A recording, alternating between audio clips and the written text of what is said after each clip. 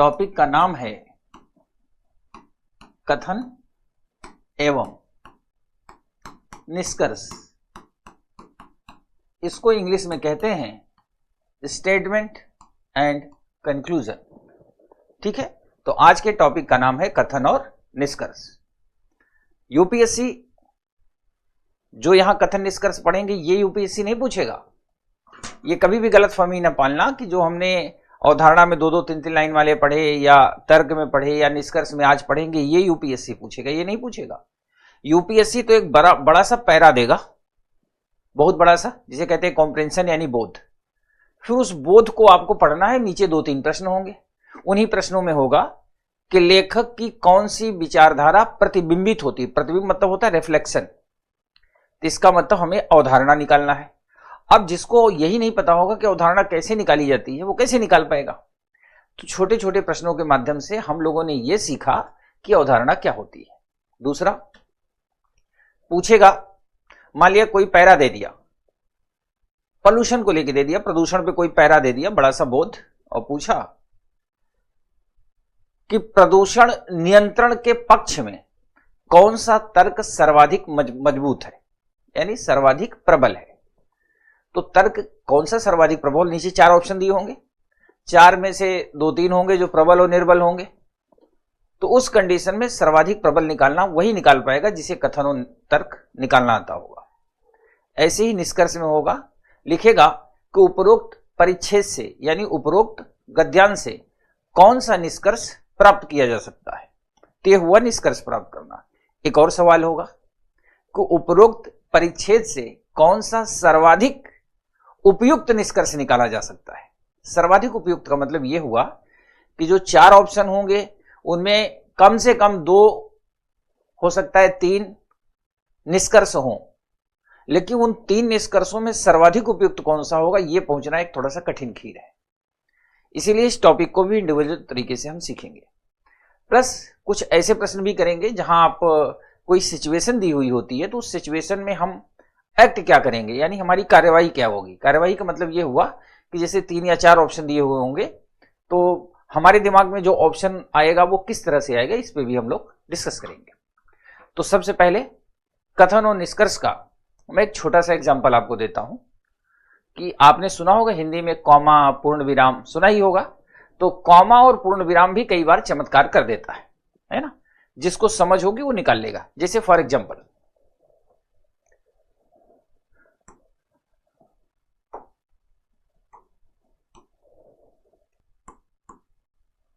पत्नी ने बर्तन धोते हुए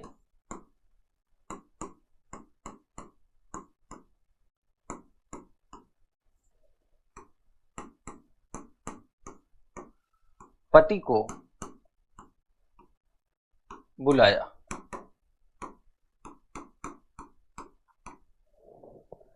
पत्नी ने बर्तन धोते हुए पति को बुलाया।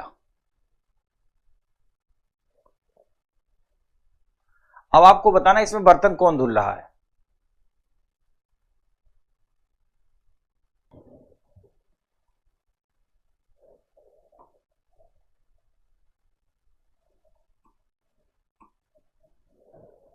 अब बताओ।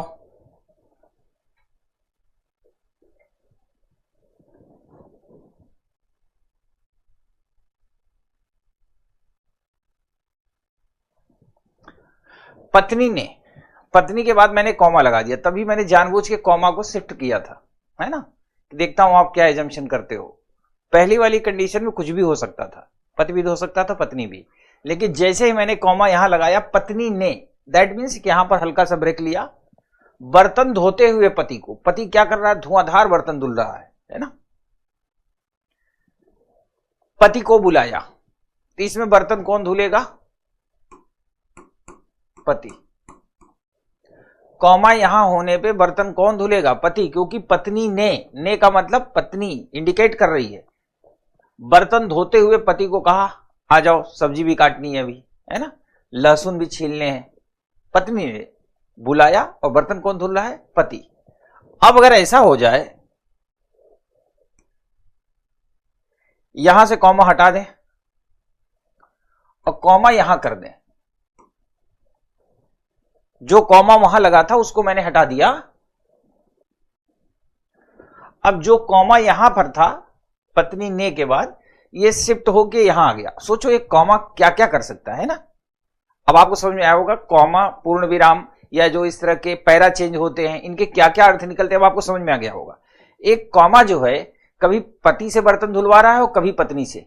क्या क्या नहीं करवा रहा है, कौन करवा रहा है? कॉमा। पत्नी बर्तन नहीं धुलवा रही, कॉमा बर्तन धुलवा रहा है। या पति बर्तन नहीं धुलवा रहा है, कॉमा, कॉमा यहां लग गया। पत्नी ने बर्तन धोते हुए, अब कौन बर्तन धोएगा? अब पत्नी बर्तन धुल रही है, अब पत्नी बर्तन धुल रही है। ठीक है, तो अब आप ये समझ गए होंगे कि कॉमा, पूर्ण विराम, पैरा चेंज हो, यदि, किंतु, परंतु, इसलिए, लेकिन, ऐसे शब्द होंगे तो पैरा पढ़ते वक्त थोड़ी सी बुद्धिमानी रखनी है, समझदारी। ठीक है, धो तो कुछ भी सकते हैं। एक बच्चा लिख रहा है सर पति भी बर्तन धुल सकते हैं, कुछ भी हो सकता है। ये तो समय समय की बात है। पता चला शादी हो गई जब बेरोजगार थे और पति पत्नी दोनों केजीएस में तैयारी कर रहे थे। नहीं, पति नहीं कर रहा था, पत्नी केजीएस में किसी जमाने में तैयारी की है। अब मान लो उसका सिलेक्शन नहीं हुआ लेकिन उसकी शादी हो गई है ना। अब पति मान लिया क्लर्क है या किसी न किसी पोस्ट पे है, दरोगा है मान लो, और पत्नी चूंकि पूरा सिलेबस पढ़ चुकी थी, तैयारी कर रही थी, मेहनत करते करते एक दिन ऐसा समय आया उसका सिलेक्शन हो गया, वो आईपीएस बन गई। तो अब बर्तन कौन धुलेगा, आईपीएस या दरोगा? खुद ही डिसाइड कर लो। अगला, शब्दों का क्या फर्क पड़ता है, अगले प्रश्न में हम ये देखते हैं। एक आदमी 100 बकरी लेके जा रहा था, 100 बकरी लेकर के सड़क से जा रहा था। ठीक है, उसके बाद अब एक स्टेटमेंट आएगा, सभी लेकिन 20 मर गई।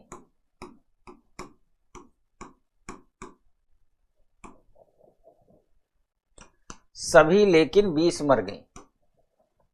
एक आदमी 100 बकरी लेके जा रहा था, सभी लेकिन 20 मर गई। अब आपको यह बताना है बची कितनी, कमेंट करो बची कितनी।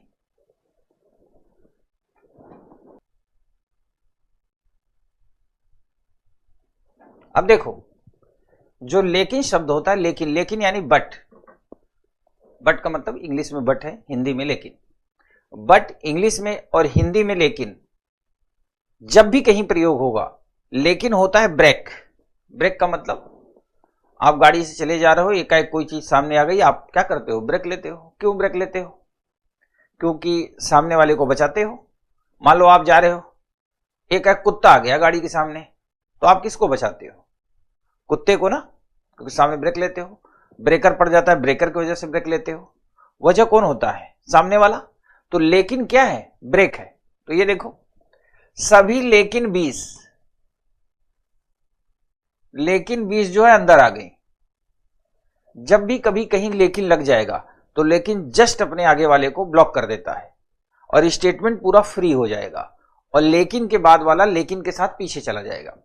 ये ऐसे हो जाएगा, सभी मर गई लेकिन 20, लेकिन 20 बच गई। सभी मर गई लेकिन 20 बच गई। ये होगा इसका अंतर। सभी लेकिन 20 मर गई। जब भी कभी लेकिन लगेगा तो लेकिन के सामने वाला लास्ट में चला जाते हैं, यानी ये स्टेटमेंट क्या हो जाएगा? ये स्टेटमेंट ऐसे हो जाएगा कि सभी मर गई लेकिन 20, अब आप खुद ही समझ गए होंगे, सभी मर गई लेकिन 20 बच गई। यानी अगर कोई बड़ा सा स्टेटमेंट हो, खूब बड़ा सा स्टेटमेंट, कथन हो, है ना, और कहीं पे लेकिन लगा हो, तो लेकिन के जस्ट सामने वाला होता है, वो लेकिन को साथ में लेते हुए कहां चला जाता है? लास्ट में, सबसे पीछे। तो हो जाएगा। इसमें कंफ्यूजन वाली क्या बात है? लिख रहे हो।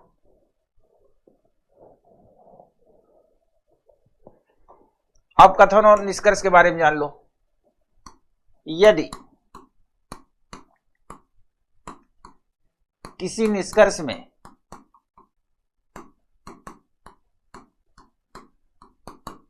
केवल अवश्य और निश्चित ही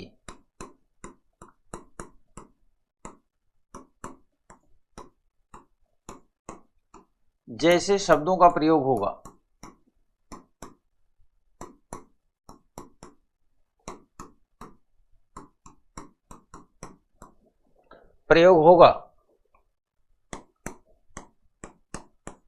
तो वह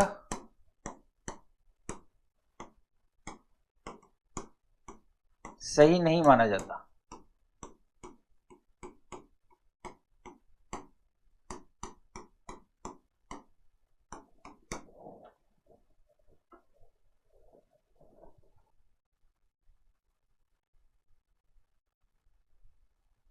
अब देखो, ऐसे जो प्रश्न आते हैं ना, इसमें थोड़ी सी समझ का हम इस्तेमाल करेंगे। अब मैं सीधा चलता हूं आपको प्रैक्टिस की दुनिया में लेकर के। प्रैक्टिस मतलब अभ्यास करेंगे। कुछ प्रश्न आपके सामने होंगे। एक बात याद रखना, कथन को खूब ध्यान से पढ़ना, उसी के आधार पर निष्कर्ष निकालना है, कहीं बाहर से नहीं। मतलब कई बार क्या होता है, कुछ निष्कर्ष हमारे दिमाग में पहले से होते हैं, ठीक है। और यूपीएससी की एक खासियत है कि जो कॉम्प्रहेंशन देगा, जो आपने ज्ञात तथ्यों के अंतर्गत पढ़ा है, ज्ञात तथ्यों का अंतर्गत मतलब ये हुआ, मान लो आपने हिस्ट्री में, पॉलिटी में, ज्योग्राफी में, इकोनॉमी में या किसी करंट अफेयर के आर्टिकल में आपने पढ़ रखा है। जैसे उसने, अब हमें पता होता है, आप बचपन में गाय पे निबंध लिखे ही होंगे, है ना, कि गाय के 4 पैर होते हैं, हरा चारा खाती है, हमें दूध देती है, ऐसा पढ़ा होगा।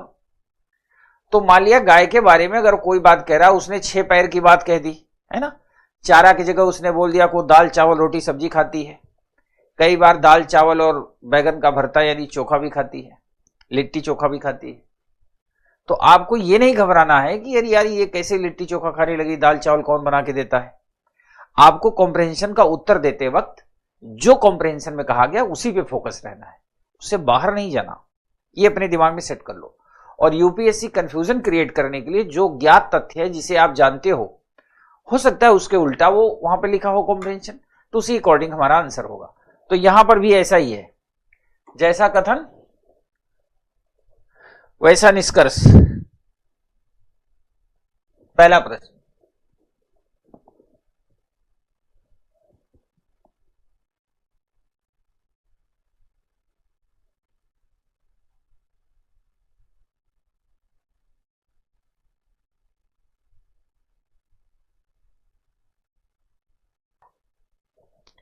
बॉम्बे और गोवा।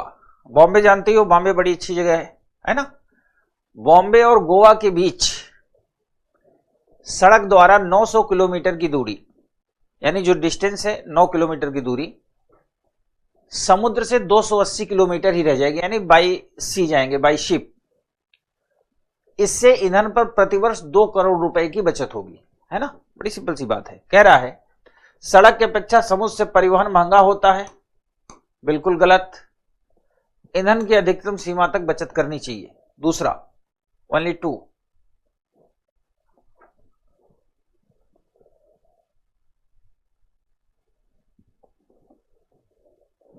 ये प्रश्न भी काम का है, देख लो।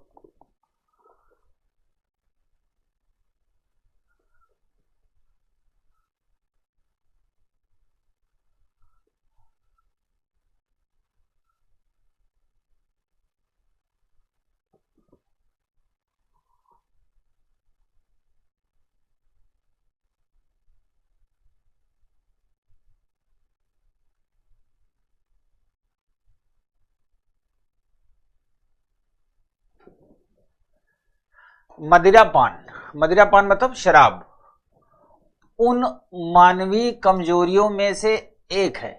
ध्यान देना, मदिरापान उन मानवीय कमजोरियों में से एक है। इसका मतलब वो ये कहना चाहता है लेखक कि मानवीय कमजोरियां मदिरापान के अलावा भी होती हैं, यानी मानवीय कमजोरियां कई होती हैं लेकिन मदिरापान उनमें से एक है। प्रश्न को समझना, जो बहुत दूर तक मदिरापान करने वाले की इच्छा शक्ति की परीक्षा लेती है, ठीक है। मतलब मदिरापान करना उन मानवीय कमजोरियों में से एक है। जब स्टेटमेंट पढ़ो तो दिमाग को खुला रखो। खुला का मतलब उन मानवीय, इसका मतलब कई मानवीय कमजोरियां होती होंगी, उन मानवीय कमजोरियों में से एक है, ठीक है, क्लियर। मदिरा पान करने वालों के लिए मदिरा पान छोड़ना बहुत कठिन है, भले ही वे ऐसा करना चाहते हो। बिल्कुल, करा इच्छा शक्ति की परीक्षा लेती है। मनुष्यों में अन्य कमजोरियां भी होती हैं। So both are follow, both are follow, दोनों सही हैं। अगला प्रश्न, नेक्स्ट।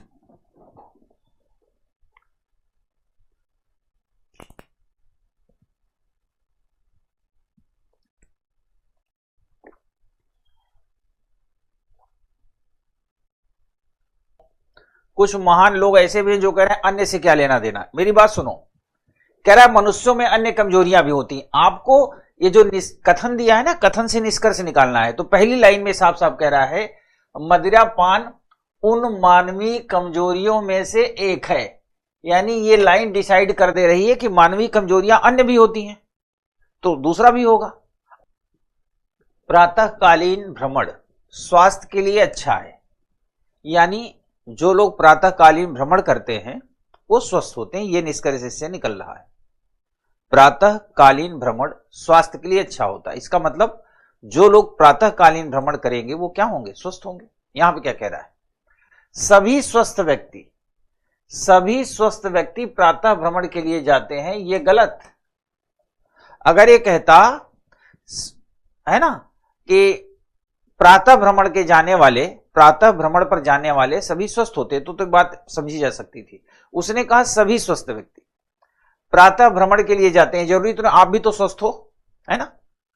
सुबह तब तक सो के नहीं उठते हो जब तक घर वाले ये बता नहीं देते कि सूर्य निकल गया है, मोहल्ले तक आ गया है। कई स्टूडेंट ऐसे भी होते हैं कि सोते रहते हैं, मम्मी पापा जैसे जगाएंगे ना तो रजाई के अंदर से ऐसे हल्का सा सिर निकालेंगे, ऐसे रजाई कवर किया हल्का सा निकालेंगे, पता करेंगे, पता करो खिड़की तक धूप पहुंची है कि नहीं, है ना। जब धूप पहुंच जाती है तब उठते हैं, लेकिन स्वस्थ तो है ना, सारे काम कर रहे हैं। तो ये गलत। सायंकालीन भ्रमण हानिकारक है, ये भी गलत, क्योंकि ये बात यहां से निकलती नहीं। प्रश्न में प्रातःकालीन भ्रमण की बात कर रहा है, सायंकालीन पे कोई टिप्पणी नहीं किया, तो इसलिए सायंकालीन का कोई मतलब नहीं रहा।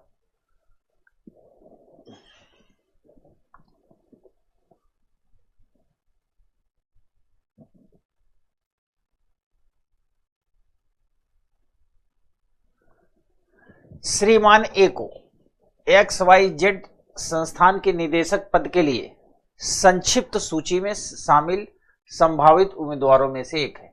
यानी जो श्रीमान ए है, XYZ नाम कोई इंस्टीट्यूट है, उसकी जो संक्षिप्त सूची है, संक्षिप्त सूची का मतलब होता है शॉर्ट लिस्टेड, इंग्लिश में टर्म होता है शॉर्ट लिस्टेड, यानी जो लोग भी इंटरव्यू देने आए उनमें शॉर्ट लिस्टेड किया गया, उसमें ए का नाम है, लेकिन अभी रिजल्ट नहीं आया है, संभावित उम्मीदवारों में से एक है। तो जाहिर सी बात है, अगर श्रीमान ए XYZ संस्थान के संभावित उम्मीदवारों में से एक हैं तो क्या होगा, या तो सिलेक्शन होगा और या तो सिलेक्शन नहीं होगा। जैसे कहा जाए यूपीएससी का फॉर्म आ गया है, नोटिफिकेशन आ गया है, लोग अब फॉर्म फिल करेंगे, तो फॉर्म फिल करने के बाद दो ही बात होगी, या तो आप प्रीलिम्स पास करेंगे या तो नहीं करेंगे, कोई तीसरा काम भी होगा। कुछ के दिमाग में आ रहा होगा हम पेपर देने ही नहीं जाएंगे, मैं समझ रहा हूं आपके दिमाग में बात आएगी। मेरे कहने का मतलब फॉर्म फिल कर दिया, एग्जाम में अपीयर हो गए, प्रीलिम्स का पेपर आपने दे दिया, तो अब क्या होगा, या तो आपका सिलेक्शन होगा और या तो नहीं होगा, है ना। अगर केवल फॉर्म पे रखेंगे तो एक आध जरूर ऐसा होगा इस पूरी क्लास में, चूंकि 4-4-5-5 क्लास है, तो कोई ऐसा जरूर होगा जो लिखेगा सर मैं पेपर दूंगा ही नहीं, है ना। तो उसका उपाय यही है कि फॉर्म फिल कर दिया आपने, पेपर दे दिया, अब पेपर देने के बाद क्या होगा, या तो प्रीलिम्स पास होंगे और या तो नहीं होंगे। तो श्रीमान ए को XYZ संस्थान के निदेशक के रूप में चयनित कर लिया जाएगा, या निदेशक रूप में चयनित नहीं होंगे, तो या तो पहला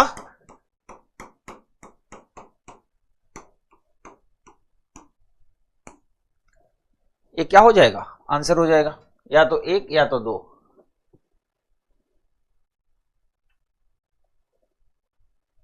ये प्रश्न देखो,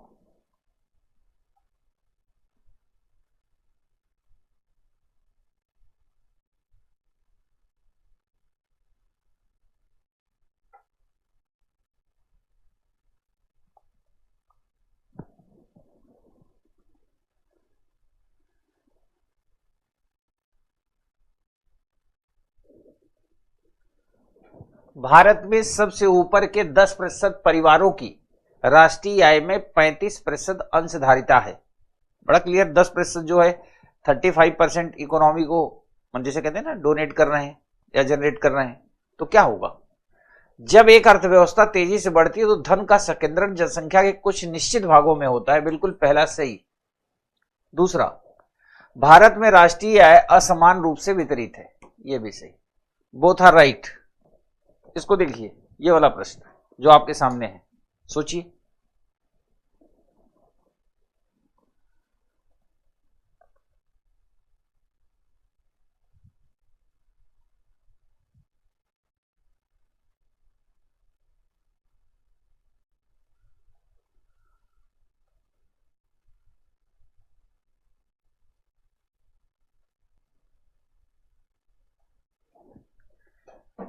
कोई भी देश इन दिनों पूरी तरह से आत्मनिर्भर नहीं है। वह सब जिसकी एक देश को आवश्यकता होती है उसे उगाना तथा उत्पादित करना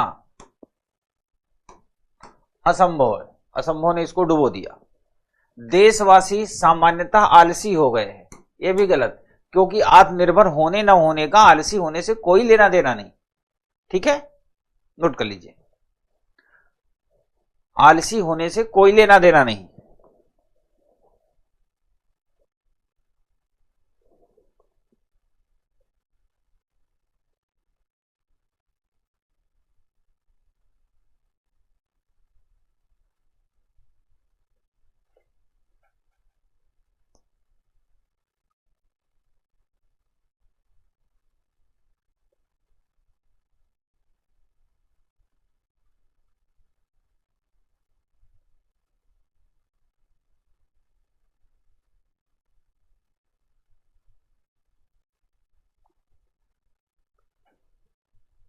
अंतर्राष्ट्रीय तेल मूल्यों में आगे और भी तेजी को देखते हुए सरकार पेट्रोलियम मूल्यों की वर्तमान नीति पर पुनर्विचार करेगी। सरकार का एक प्रवक्ता। अंतर्राष्ट्रीय तेल मूल्यों में सन्निकट तेजी के बाद सरकार पेट्रोलियम उत्पादों के मूल्य में वृद्धि कर देगी। दूसरा, अंतर्राष्ट्रीय तेल मूल्यों में सन्निकट तेजी के बाद भी सरकार पेट्रोलियम उत्पादों के मूल्य में वृद्धि नहीं करेगी। या तो एक या दो। सिंपल सी बात है, अंतर्राष्ट्रीय बाजार में उठापटक चल रही है तो या तो वृद्धि होगी और या तो नहीं होगी। दोनों तो नहीं हो सकती ना, वृद्धि भी हो जाए कमी भी हो जाए, दोनों एक साथ तो नहीं हो सकते। तो या तो ये होगा या तो ये होगा।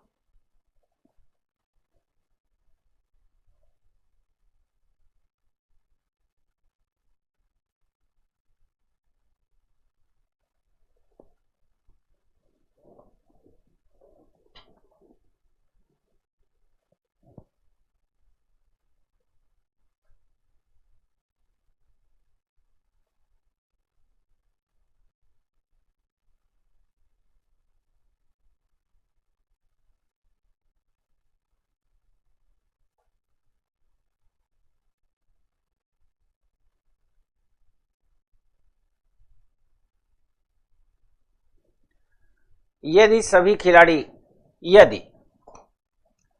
यदि सभी जब भी कभी किसी स्टेटमेंट के पहले यदि लगेगा, यदि यानी कंडीशन, तो परिणाम आने के बाद ही वो लाइन सक्सेसफुल होती है। जैसे यदि पिंकी ने पूरी क्षमता से पढ़ाई किया तो 2026 में आईएएस बन जाएगी। ध्यान सुनना, यदि पिंकी ने पूरी क्षमता से पढ़ाई किया तो 2026 में आईएएस बन जाएगी। अब पिंकी आईएएस नहीं बनी तो यह माना जाएगा, चूंकि यदि लगा है ना, तो माना जाएगा कि पिंकी ने पूरी क्षमता से पढ़ाई नहीं की थी। और ध्यान सुनो, फिर कहता है यदि पिंकी ने पूरी क्षमता से पढ़ाई किया तो 2026 में आईएएस बन जाएगी, और पिंकी आईएएस बन गई। तो जो यदि है ना, यदि वाली लाइन, तो यह मान लिया जाएगा पिंकी ने पूरी क्षमता से पढ़ाई की होगी। हो सकता है पूरी क्षमता से पढ़ाई ना की हो, चमत्कार हो गया उसके जीवन में, ऐसा भी हो सकता है, लेकिन माना क्या जाएगा कि पूरी क्षमता से पढ़ाई की। और हो सकता है पिंकी ने पूरी क्षमता से पढ़ाई की हो, खूब मेहनत की हो, उसका सिलेक्शन ना हुआ हो, तो यह माना जाएगा कि पूरी क्षमता से पढ़ाई नहीं की। ठीक है। अब इस प्रश्न में कहता है यदि सभी खिलाड़ी अपनी पूरी क्षमता से खेलते हैं तो हम मैच जीत जाएंगे।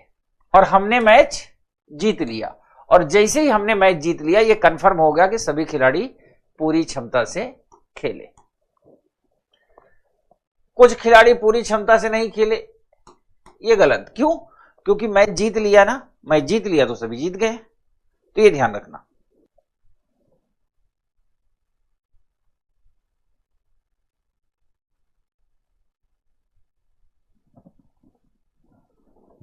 अब देखो प्रश्न में कह रहा है मंदिर पूजा स्थल है, ठीक है, चर्च भी पूजा स्थल है, दोनों पूजा स्थल तो हैं। अब अगर आपको कहीं से कंफ्यूजन होता है ना कि इसको कैसे हल करें, तो आप सिलोजिज्म न्याय निगमन पढ़ा था अभी लेटेस्ट में ही, वहां से भी आप इसको हल कर लोगे। हल करोगे, सभी मंदिर चर्च हैं ये भी गलत, सभी चर्च मंदिर हैं ये भी गलत। आप इसको न्याय निगमन से करोगे तो भी दोनों गलत होंगे, और अपनी समझदारी का प्रयोग करोगे तो भी दोनों गलत होंगे। प्रश्न है ये थोड़ा सा टफ और टेक्निकल प्रश्न है, इसको देखिए।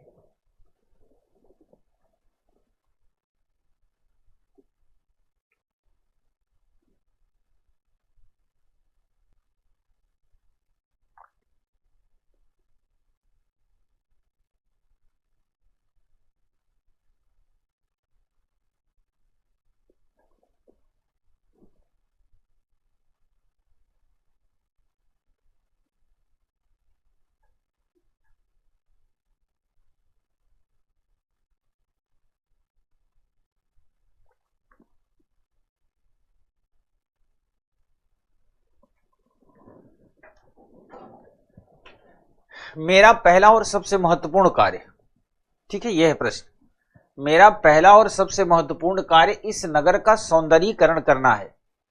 यदि नगर एक्स और वाई इसे कर सकते हैं तो हम इसे क्यों नहीं कर सकते? प्रभार ग्रहण करने के बाद नगर जेड के नगर पालिका आयुक्त का गठन। नगर पालिका आयुक्त ऐसा कह रहे हैं कि मेरा पहला काम, सबसे महत्वपूर्ण कार्य इस नगर का सौंदर्यीकरण करना है, ठीक है। कह रहा है नगर जेड के लोग अपने नगर की कुरूपता की स्थिति के प्रति जागरूक हैं। नगर जेड के लोग, नगर जेड के लोग ये बात तो कह ही नहीं रहे हैं, नगर जेड के लोगों का इससे कोई लेना देना ही नहीं है, ये तो म्युनिसिपल कमिश्नर कह रहा है ना, नगर आयुक्त, तो लोगों का तो इससे वैसे भी कोई लेना देना नहीं। दूसरा, वर्तमान आयुक्त ने नगर एक्स और वाई में कार्य किया है और उसे सौंदर्यीकरण का अच्छा अनुभव है, यह बात भी नहीं निकलता। नगर आयुक्त ने एक्स वाई में काम किया है, ऐसा कोई एविडेंस इस स्टेटमेंट से नहीं निकलता। हो सकता है उन्होंने पढ़ा हो, सुना हो, और अधिकारी हैं, ऑफिसर हैं, तो उन्हें पता ही होगा। तो इस कथन के आधार पर यह निष्कर्ष नहीं निकाला जा सकता कि उसने एक्स वाई में काम का अनुभव लिया होगा। That's clear? हमारे ख्याल से सबको समझ में आ रहा होगा।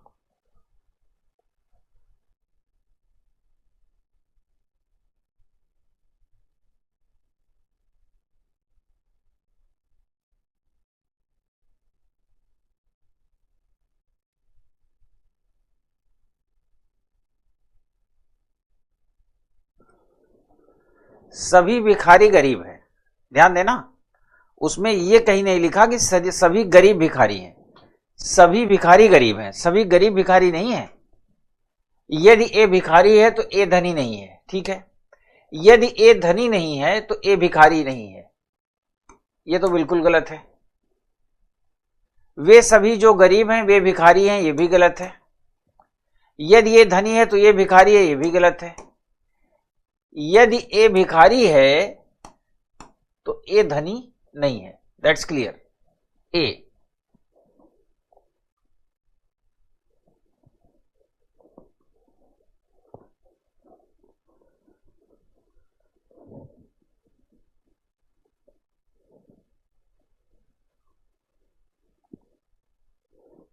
आगे बढ़े।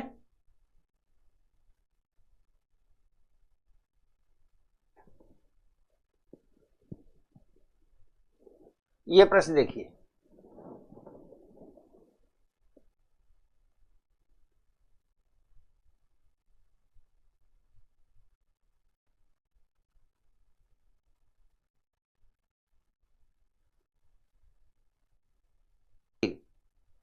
will be IS possibility।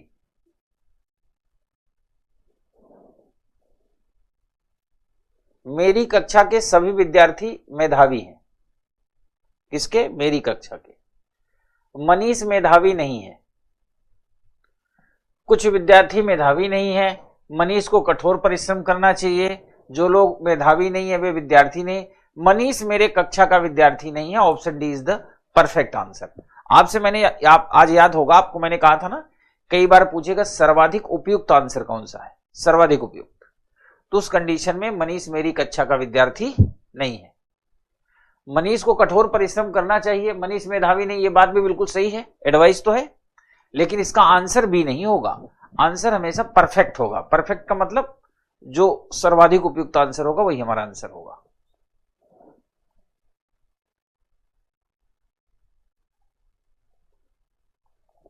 ये अगला प्रश्न,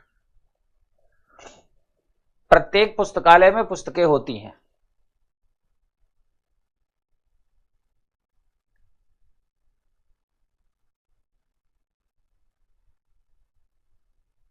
मेधावी का मतलब होता है टैलेंटेड, इंटेलिजेंट।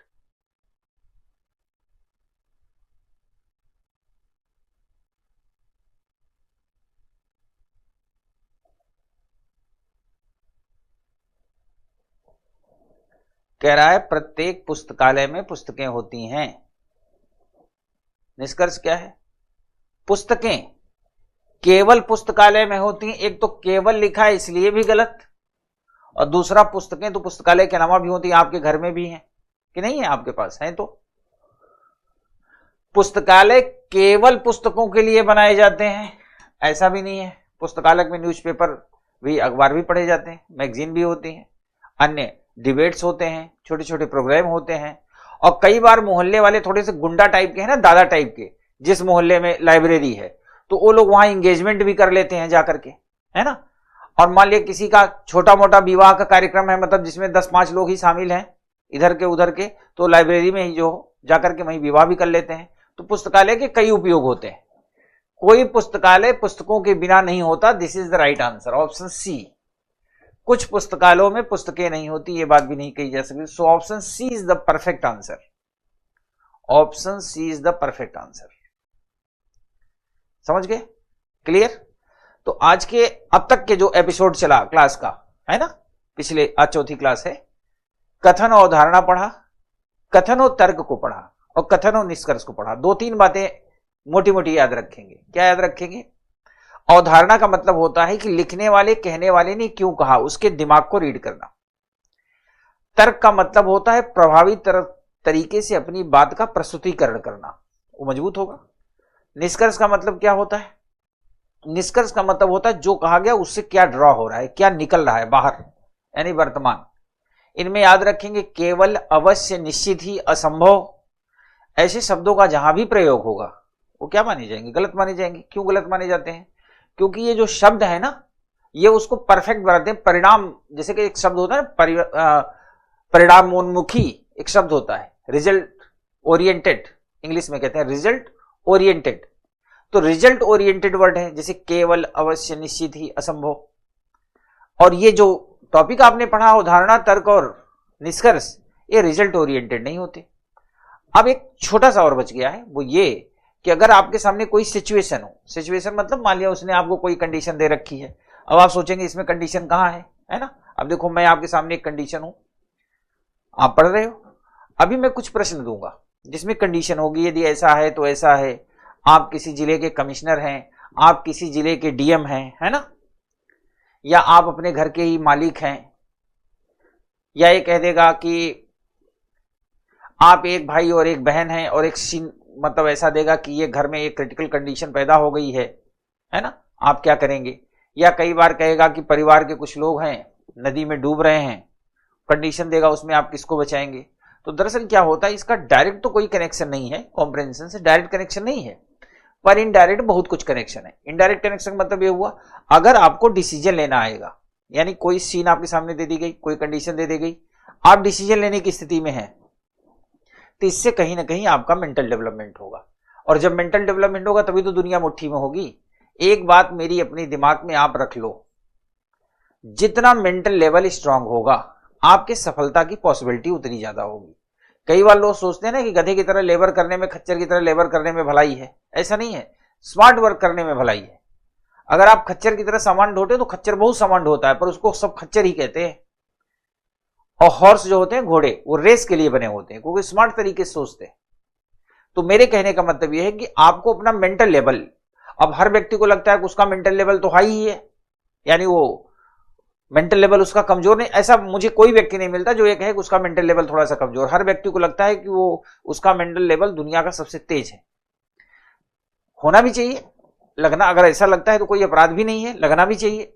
लेकिन मेंटल लेवल क्या हमारा यूपीएससी लेवल तक है? और नहीं है तो भले ही सिलेक्शन 2 साल बाद हो, भले ही सिलेक्शन आपका 3 वर्ष 4 वर्ष बाद हो, आपको मेंटल लेवल पे एफर्ट करना चाहिए। जैसे जैसे आपके सोचने की कैपेसिटी बढ़ेगी वैसे वैसे आप सिलेक्शन नजदीक होगा। अब जो मैं पढ़ने को आपको देने जा रहा हूं कंडीशन,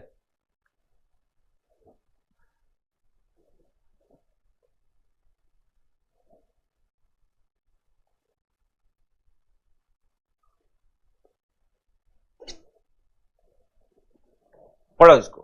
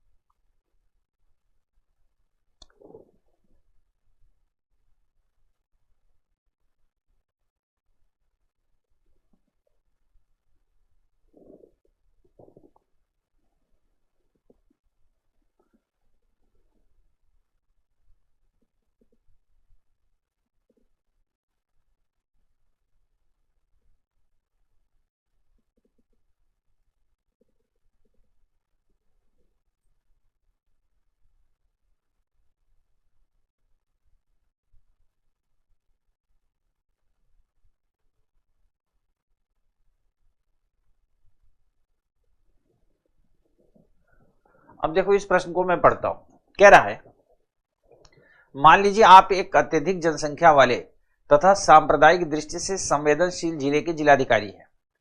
एक दिन आपको सूचना मिलती कि एक भीड़ भाड़ वाले क्षेत्र में भीषण आग लग गई है, जिससे जान माल की भारी क्षति होने का खतरा है।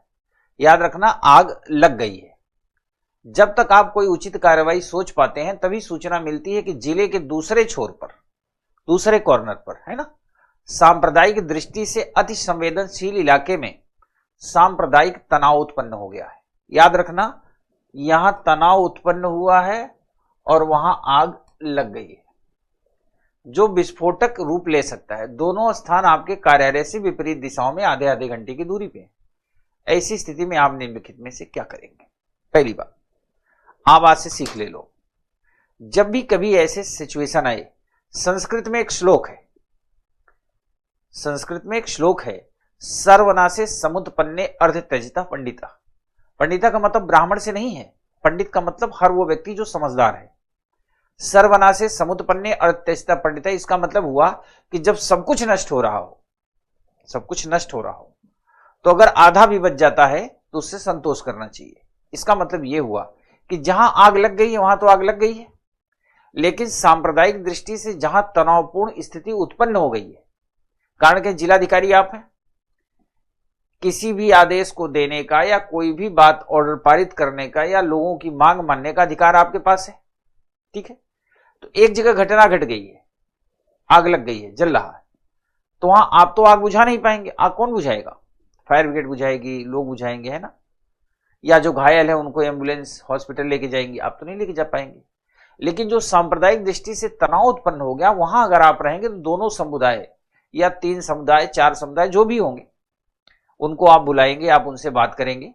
और हर धर्म हर संप्रदाय के गुरु होते हैं, मान लिया पुजारी है, पंडित जी है, या उनके नेता है, या मौलवी है, तो आप दोनों धार्मिक समुदाय के लोगों को, जो लीडर होंगे, उनको आप बैठाएंगे, उनसे आप कम्युनिकेट करेंगे।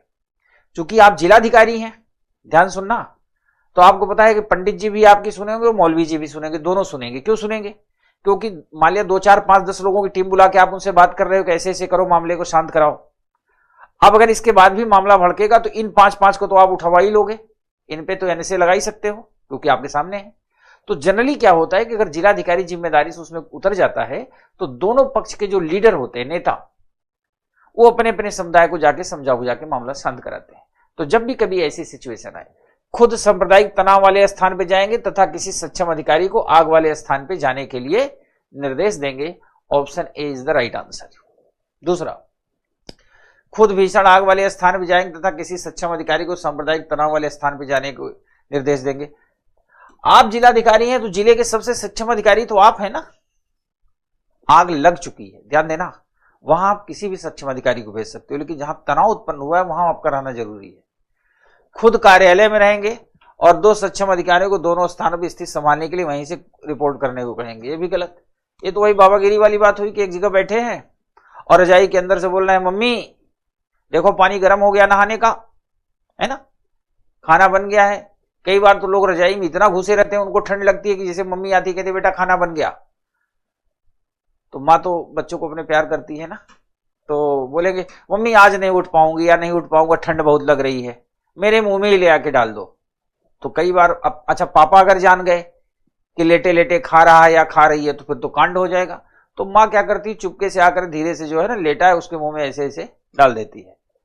तो ये वाला काम नहीं करना बाबागिरी वाला कि एक जगह बैठकर दोनों जगह ऑर्डर पास करते रहो। अपने वरिष्ठ अधिकारी से पूछेंगे कि इस स्थिति में आपको क्या निर्णय करना चाहिए, ताकि बाद में अपने निर्णय के लिए दूसरों को उत्तरदायी ठहरा सके। ये तो एकदम गलत है, क्योंकि जिलाधिकारी आप हैं। जिला अधिकारी दैट मीन्स डिस्ट्रिक्ट मजिस्ट्रेट। तो जब आप डिस्ट्रिक्ट मजिस्ट्रेट हैं, आप स्वतः मालिक हैं अपने जिले का। जैसे प्रधानमंत्री देश का, मुख्यमंत्री प्रदेश का, उसी तरह जिलाधिकारी क्या होता है, जिले का मालिक होता है। उतना ही मालिक होता है जितना मुख्यमंत्री प्रदेश का और प्रधानमंत्री देश का। तो आप अपने जिले के सब कुछ हो, सर्वे सर्वा, आप किसी और से क्यों पूछोगे? ठीक है, अब अगला और आखिरी प्रश्न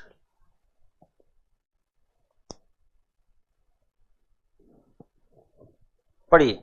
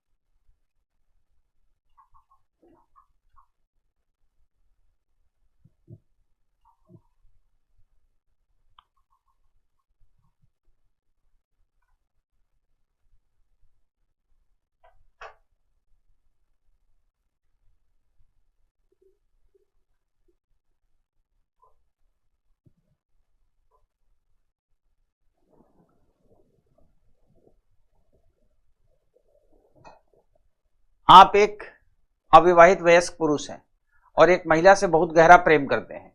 आपको लगता है कि आप उसके बिना जी नहीं सकते, सबको यही लगता है, ठीक है। बहुत दिनों तक सोचने के बाद आप उसे प्रेम प्रस्ताव देते हैं।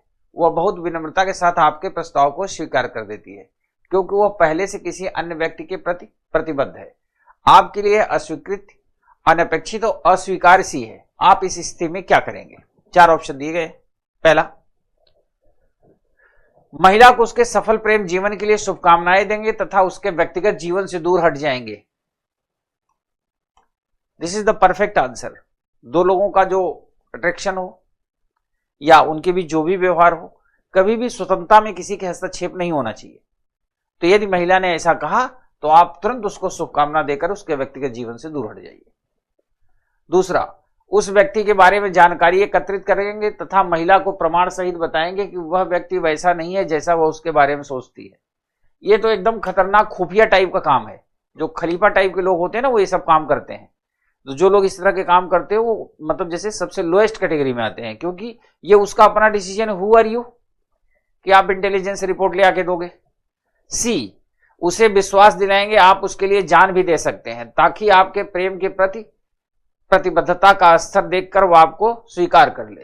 अगर आप ये कहेंगे हम आपके लिए जान भी दे सकते हैं, तो उसको पता ही है आपके पास जान के अलावा है ही क्या। भाई नौकरी है नहीं, अपना घर है नहीं, अपनी कोई व्यवस्था है नहीं, केवल जान एक है जो आपकी अपनी है, वही दे सकते हो। तो इससे भी कोई काम नहीं बनेगा। ऑप्शन डी, हार नहीं मानेंगे तथा अपनी ओर से उसे प्रेम करना जारी रखेंगे, ताकि यदि कभी उसका संबंध टूट जाए तो आप उसके जीवन में प्रवेश करने का मौका पा सके। ये तो सबसे घटिया किस्म का ऑप्शन है ना।